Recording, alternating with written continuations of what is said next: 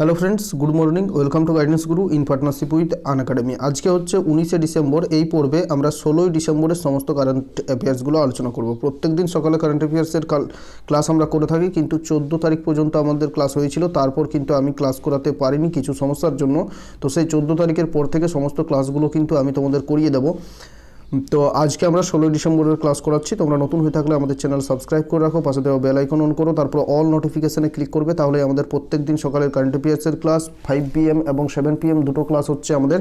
5 PM রিজনিংয়ের class এবং 7 PM প্রত্যেক দিন আমাদের এনটিপিসির মক টেস্ট। তো সেই ক্লাসগুলো তোমরা কিন্তু অ্যাটেন্ড করতে পারবে। তো অবশ্যই চ্যানেল সাবস্ক্রাইব করে রাখো, এবং তোমরা যদি এখনও আনএকাডেমি অ্যাপটা না ইনস্টল করে থাকো তাহলে ডেসক্রিপশানে যাও, সেখান থেকে আনএকাডেমি অ্যাপটা ইনস্টল করো এবং তারপর এই যে আমাদের কোড, এই কোডটা ব্যবহার করো। তাহলে কিন্তু আনএকাডেমিতে প্রত্যেক দিন 50টার বেশি ক্লাস ফ্রিতে দেখতে পারবে, এবং সেই ক্লাসগুলোর পিডিএফগুলো তোমরা পেয়ে যাবে। প্রত্যেক দিন লাইভ কুইজ অ্যারেঞ্জ করা হয়ে থাকে আনএকাডেমি অ্যাপে, সেই কুইজগুলোও তোমরা কিন্তু অ্যাটেন্ড করতে পারবে। তো অনেক কিছুই সুবিধা পাবে। এক্ষুনি যাওয়া ডেসক্রিপশানে আনএকাডেমি অ্যাপটা ইনস্টল করো, তারপর আমাদের এই কোডটা ব্যবহার করো। চলো তাহলে দেরি না করে আজকের ক্লাসটা শুরু করব। তো ফ্রেন্ডস, আজকে আমাদের প্রথম যে কোশ্চেনটা রয়েছে সেটা হচ্ছে কোন দিনটি এনার্জি কনজারভেশন ডে হিসেবে পালন করা হয়ে থাকে। কারেক্ট আনসার কী হবে? এনার্জি কনজারভেশন ডে বা শক্তির সংরক্ষণ দিবস হিসেবে কোন দিনটি পালন করা হয়ে থাকে। তো প্রত্যেক বছর 14ই ডিসেম্বর এনার্জি কনজারভেশন ডে হিসেবে পালন করা হয়ে থাকে। গ্লোবাল ওয়ার্মিং এবং জলবায়ু পরিবর্তন সম্পর্কে সচেতনতা প্রচার করার জন্য বা মানুষকে সচেতন করার জন্য প্রত্যেক বছর এই দিনটি 14ই ডিসেম্বর এনার্জি কনজারভেশন ডে হিসেবে পালন করা হয়ে থাকে। তো প্রথম কোয়েশ্চেনের উত্তর হলো option C is the correct answer.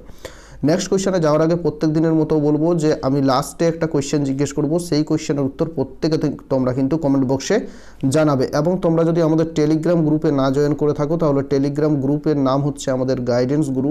Telegram অ্যাপে যাও, গাইডেন্স গুরু লিখে সার্চ করো, তাহলেই কিন্তু তোমরা গ্রুপে জয়েন করতে পারবে। সেখানে সমস্ত পিডিএফগুলো তোমরা ফ্রিতে পেয়ে যাবে। নেক্সট কোয়েশ্চেনে যাব আমরা। FIH পুরুষ হকি বিশ্বকাপ 2020 কোথায় আয়োজিত হবে? তো FIH পুরুষ হকি বিশ্বকাপ আয়োজিত হবে ওড়িশাতে। এটা 2023 হবে ফ্রেন্ডস, একটু ভুল হয়েছে এখানে টাইপিং করতে। FIH পুরুষ হকি বিশ্বকাপ 2023 আয়োজিত হচ্ছে ওড়িশার রাজধানী ভুবনেশ্বর এবং রাউরকেলা শহরে।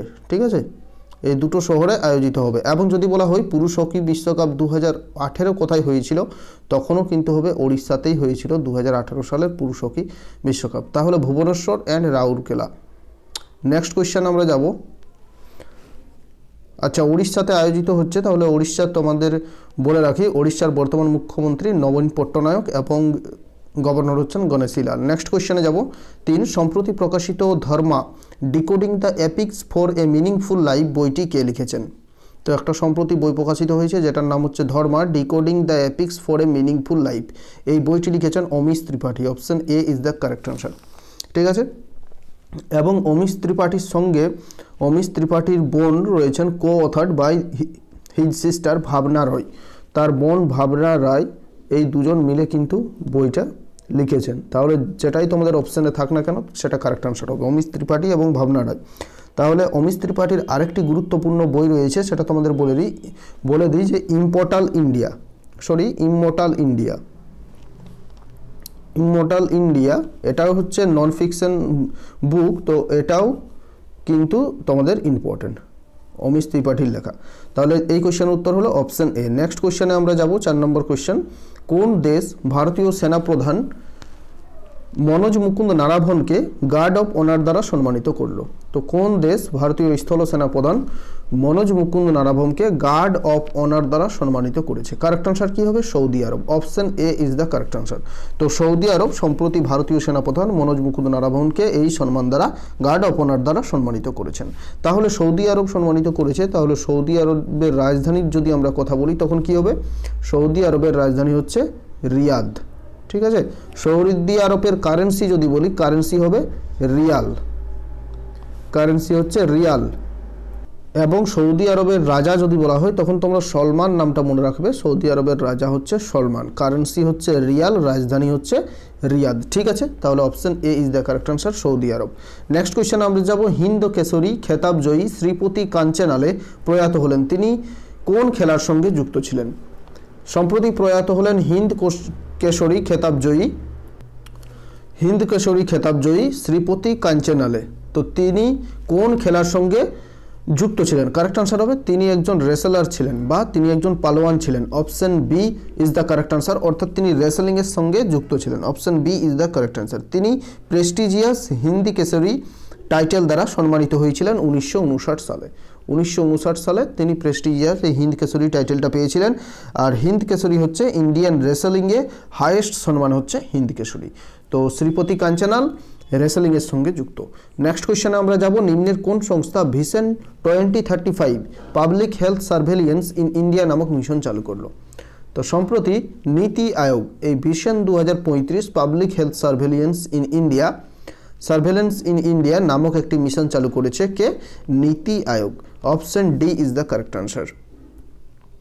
নীতি আয়োগ 14 ডিসেম্বর এই মিশনটি চালু করেছে। ভারতের স্বাস্থ্য ব্যবস্থা আরও উন্নত করার জন্য প্রত্যেকটি স্তরে স্বাস্থ্য ব্যবস্থায় সর্বসাধারণের স্বাস্থ্যের জন্য নজরদারি চালানোর জন্য নীতি আয়োগ এই মিশন চালু করেছে। তাহলে নীতি আয়োগ চালু করেছে, তো নীতি আয়োগের চেয়ারম্যান সবসময় যিনি প্রধানমন্ত্রী থাকবেন, অর্থাৎ বর্তমান চেয়ারম্যান হচ্ছেন নরেন্দ্র মোদী।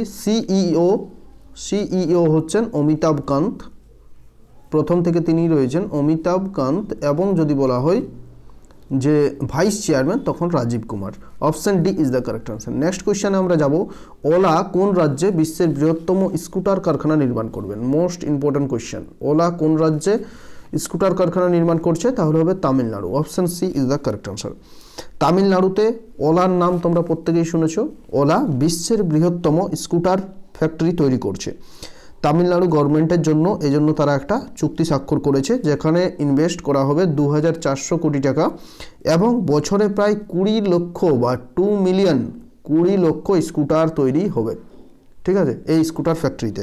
তাহলে option C is the correct answer. এটা হচ্ছে ওয়ার্ল্ডের বৃহত্তম স্কুটার ফ্যাক্টরি তামিলনাড়ুতে তৈরি হচ্ছে। তাহলে তামিলনাড়ুতে তৈরি হচ্ছে। তামিলনাড়ুর বর্তমান মুখ্যমন্ত্রীর নাম কি? এডাপট্টি কে পালানিস্বামী। তামিলনাড়ুর রাজধানী হচ্ছে চেন্নাই এবং তামিলনাড়ুর গভর্নর হচ্ছে বনবারিলাল পুরোহিত। ঠিক আছে, নেক্সট কোয়েশ্চেন আমরা যাব, কোন সংস্থা সম্প্রতি Bangabandhu award on creative economy চালু করলো? মোস্ট ইম্পর্টেন্ট কোয়েশ্চেন এটাও। Bangabandhu award on creative economy নামক একটি অ্যাওয়ার্ড চালু করেছে কোন সংস্থা? কারেক্ট আনসার হবে ইউনেস্কো। ইউনেস্কো স্পেলিংটা ভুল রয়েছে, এখানে ইউএনই হবে। ঠিক আছে, এখানে স্পেলিং ভুল রয়েছে একটু। তাহলে ইউনেস্কো এটা চালু করেছে। এটা কার নাম অনুসারে চালু করা হলো? তো বাংলাদেশের শেখ মুজিবুর রহমানের তোমরা নাম প্রত্যেকেই শুনেছো। তো বাংলাদেশের শেখ মুজিবুর রহমানের নাম অনুসারে এই Bangabandhu award on creative economy চালু করলো ইউনেস্কো। তো এটা হচ্ছে ইউনেস্কো দ্বারা চালু করা বাংলাদেশের কোনো ব্যক্তির নাম দিয়ে কোনো অ্যাওয়ার্ড প্রথম চালু করেছে ইউনেস্কো। তাহলে তোমাদের এখানে আমি এটা হোমওয়ার্ক দিয়ে দিচ্ছি যে ইউনেস্কো সম্পর্কে বহুবার তোমাদের আমি বলেছি, তো তোমাদের কমেন্টে লিখতে হবে, ইউনেস্কোর পুরো নাম লিখতে হবে, হেডকোয়ার্টার লিখতে হবে এবং কত সালে প্রতিষ্ঠা হয়েছিল প্রত্যেককেই লিখতে হবে। পরবর্তী প্রশ্ন, কোন সংস্থা কমিউনিকেশন স্যাটেলাইট CMS-01 লঞ্চ করলো? তো সম্প্রতি ISRO communication satellite CMS-01 launch করেছে। তাহলে এই যে স্যাটেলাইটটা লঞ্চ করলো এর আগে নাম ছিল, কিন্তু এটা প্রথম 2011 সালে কিন্তু লঞ্চ করা হয়েছিল। তো এটার জীবনী ছিল 8 বছর। 8 ইয়ার পরে 8 বছর পর এটা জ্বালানি শেষ হয়ে গিয়েছে। তাহলে এর আগে নাম ছিল GSAT 12R। ঠিক আছে, এটা 2011তে লঞ্চ করা হয়েছিল, কিন্তু জ্বালানি 8 বছর ধরে এটা শেষ হয়ে গিয়েছে। আবার এটাকে নতুন করে কমিউনিকেশন স্যাটেলাইট CMS-01 নামে লঞ্চ করছে ইসরো। ঠিক আছে, ইসরো লঞ্চ করেছে। তাহলে ইসরোর যদি কথা বলি আমরা, এবং বলে রাখি তোমাদের কোন রকেটের সাহায্যে লঞ্চ করা হলো? PSLV-C50 নামক রকেটের সাহায্যে লঞ্চ করা হয়েছে। তাহলে ইসরোর যদি কথা বলি, ইসরোর পুরো নাম হচ্ছে ইন্ডিয়ান স্পেস রিসার্চ অর্গানাইজেশন। প্রতিষ্ঠা হয়েছিল 1969 সালে, যার হেডকোয়ার্টার অবস্থিত বেঙ্গালুরু শহরে এবং বর্তমান চেয়ারম্যান রয়েছেন কে শিবান। ঠিক আছে, কে শিবান বর্তমান চেয়ারম্যান। নেক্সট কোয়েশ্চেনে আমরা যাব 10 নম্বর, সম্প্রতি social entrepreneur of the year award India 2020 পেয়েছেন। কে পেয়েছেন? ঠিক আছে, পুরো অ্যাওয়ার্ডটার নাম হচ্ছে social entrepreneur of the year award India 2020। এই সম্প্রতি এই পুরস্কারটি পেয়েছেন Ashraf Patel. Option A is the correct answer. Ashraf Patel social entrepreneur of the year award India 2020 পেলেন। ওমেন চাইল্ড ডেভেলপমেন্ট ও টেক্সটাইল মিনিস্টার স্মৃতি জুবিন ইরানি এই পুরস্কারটি প্রদান করলেন। তাহলে কে পেলেন? Ashraf Patel. Option A is the correct answer. চলো নেক্সট কোয়েশ্চেন আমরা যাবো এরপর। আচ্ছা, স্বীকৃতি প্রাপক বিভিন্ন উদ্যোক্তা যারা সমাজের পরিবর্তনে ও উন্নয়নে সাহায্য করেছেন তাদের এই পুরস্কার কিন্তু দেওয়া হয়ে থাকে। নেক্সট কোয়েশ্চেন হচ্ছে, কে সম্প্রতি 5th India Myanmar drug control দ্বিপাক্ষিক সম্মেলনের সভাপতিত্ব করেছেন? ভারত এবং মায়ানমারে একটি ড্রাগ কন্ট্রোল সম্মেলন আয়োজিত হলো, তো সেই সম্মেলনে কে সভাপতিত্ব করলেন? Rakesh Asthana. Option A is the correct answer. Rakesh Asthana সভাপতিত্ব করেছেন। ঠিক আছে, ভারত এবং মায়ানমারের মধ্যে এটা আয়োজিত হয়েছিল। নেক্সট কোয়েশ্চেনে আমরা যাব। প্রয়াত হলেন প্রথম শব্দের থেকেও দ্রুত গতিতে বিমান চালক, তার নাম কি? প্রথম কোনো ব্যক্তি শব্দের গতিবেগ কত? 332 মিটার পার সেকেন্ড, সেকেন্ডে 332 মিটার। তো তার থেকেও বেশি গতিতে বিমান চালিয়েছিলেন কোনো ব্যক্তি, সেই ব্যক্তিটি প্রয়াত হলেন। তো তার নাম হচ্ছে Chuck Yeager. Option B is the correct answer. 1947 সালে প্রথম ব্যক্তি হিসেবে এই রেকর্ড গড়েন বেল X1, তার জাহাজটির নাম ছিল বেল X1 এয়ারক্রাফটে করে এই ব্যক্তি এই রেকর্ড গড়েন। ঠিক আছে, 45,000 ফিট উচ্চতায় উঁচু নিচুতে না গিয়ে কোনো সমতলে যাচ্ছে, 45,000 ফুট উচ্চতায়, কোনো আপ ডাউন নয়, একই অ্যালটিটিউডে চালাচ্ছে, কনস্ট্যান্ট অ্যালটিটিউডে চালিয়ে তিনি এই রেকর্ড গড়েছিলেন 1947 সালে। তিনি world war 2, Korean war, Vietnam war প্রভৃতিতে বায়ুসেনা হিসাবেও কাজ করেছেন। তো তিনি হচ্ছেন চাক ইয়াগির। ঠিক আছে, নামটা মনে রাখবে, মোস্ট ইম্পর্টেন্ট কোয়েশ্চেন। প্রথম বায়ুর থেকে বেশি গতিতে বিমান চালিয়েছেন। তাহলে option B is the correct answer. আজকের 12টি কোয়েশ্চেন শেষ হলো এবং আজকের তোমাদের আমি আগেই বলেছি যে আজকের প্রশ্ন হচ্ছে ইউনেস্কো সম্পর্কে তোমাদের লিখতে হবে। ইউনেস্কোর পুরো নাম, এর হেডকোয়ার্টার এবং ইউনেস্কো কত সালে প্রতিষ্ঠা হয়েছিল সেটা তোমাদের কিন্তু কমেন্ট করে জানাতে হবে। এটাই হচ্ছে আজকের কোয়েশ্চেন। তো প্রত্যেকে কিন্তু তোমরা কমেন্ট করে জানাও, প্রত্যেকে। এবং আজকের ক্লাসের যদি পিডিএফ তোমরা চাও তাহলে আমি তোমাদের বললাম আমাদের টেলিগ্রাম গ্রুপে জয়েন করো। টেলিগ্রাম অ্যাপটা না থাকলে ইনস্টল করো, তারপর গাইডেন্স গুরু লিখে সার্চ করবে, দেখবে সেই গ্রুপ চলে আসবে, সার্চ করলে সেই গ্রুপে তোমরা কিন্তু জয়েন করবে, তাহলে সমস্ত পিডিএফগুলো সেখানে পেয়ে যাবে। ঠিক আছে, আজকে 16 ডিসেম্বরের ক্লাসটা করালাম, পরপর তোমাদের সমস্ত ক্লাসগুলো আমি করিয়ে দেবো।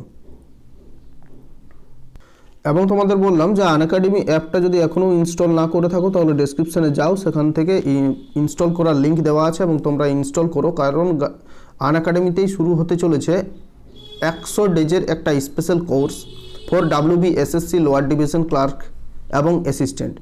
WBSSC লোয়ার ডিভিশন ক্লার্কের যে পরীক্ষা হবে সেই জন্য একটা 100 ডেজের কোর্স হতে চলেছে। তো কারা কারা এখানে এডুকেটর রয়েছেন দেখুন, পূর্ণচন্দ্র মজুমদার, শুভজিৎ পোদ্দার, পার্থ প্রতিম রয় এবং বিভ্রাংশু মহাপাত্র। 23শে ডিসেম্বর এটা স্টার্ট হচ্ছে এবং কিন্তু ওয়েস্টবেঙ্গলের টপ এডুকেটর এনারা, তো এনাদের দ্বারাই এই ক্লাসটা করানো হবে, 100 দিনের কোর্সটা করানো হবে। তো আমাদের এই কোডটা ব্যবহার করবে, তোমাদের প্রথমেও বলেছি আমাদের এই কোড ব্যবহারের জন্য, এই যে গাইডেন্স গুরু মাঝে কোনো স্পেস নেই, কিন্তু এই কোড ব্যবহার করবে তাহলেই কিন্তু তোমরা সমস্ত ক্লাসগুলো ফ্রিতে দেখতে পারবে। তো এখনই যাও ডেসক্রিপশনে, সেখান থেকে তোমরা আনএকাডেমি অ্যাপ ইনস্টল করো এবং আমাদের এই কোড ব্যবহার করো। Thanks for watching this video. Thank you.